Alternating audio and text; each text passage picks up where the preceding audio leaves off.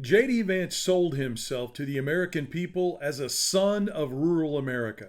That's how he pitched himself.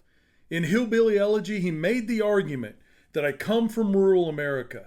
I know the poor people of this country. They are my stock, and I am here to fight for them. He was chosen because of that. Many people voted for him because of that.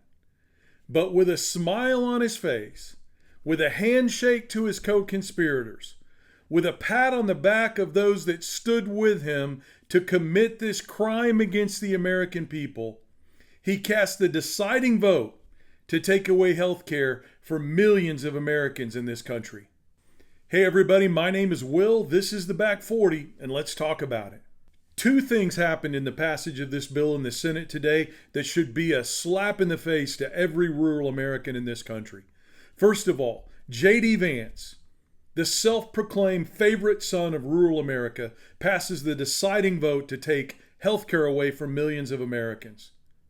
And it's not just the fact that he did it, it's the way that he did it.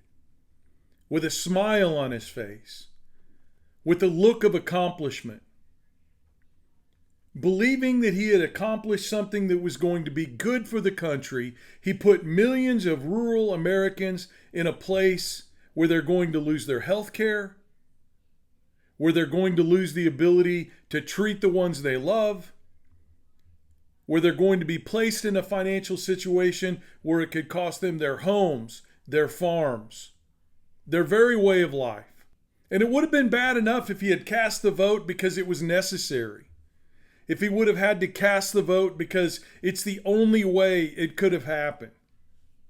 And he would have done it with solemnity and with care for the American people, especially those of us in rural America.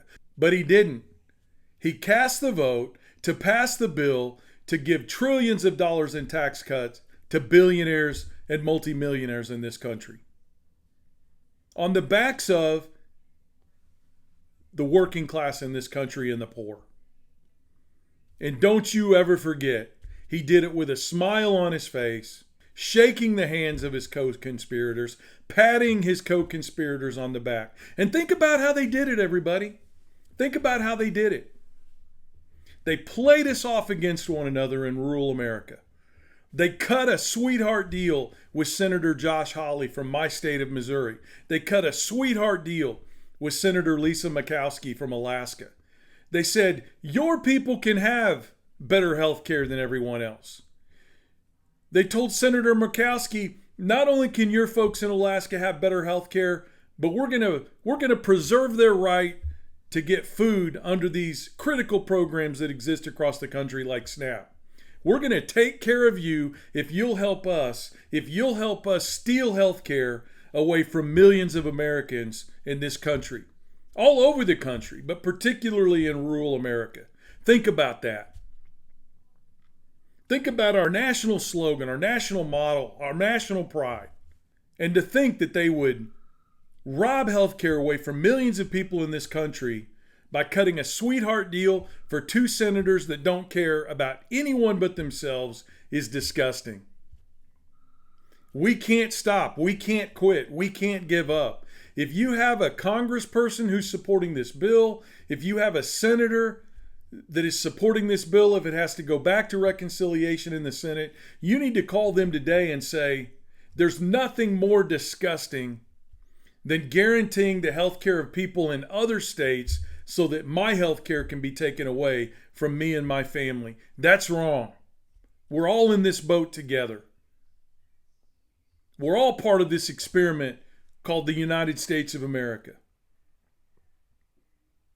And it's not perfect, but the foundation of that experiment has got to be that we all soar or we all fall together. And the idea now that we would piecemeal out our patriotism and that we would cut special deals with senators to guarantee the people in their state that they get rights and programs that the rest of the people in this country don't get is a bridge too far. And it should be a bridge too far whether you're a Democrat, a Republican, an independent, or if you don't give a damn about politics. That's the bottom line.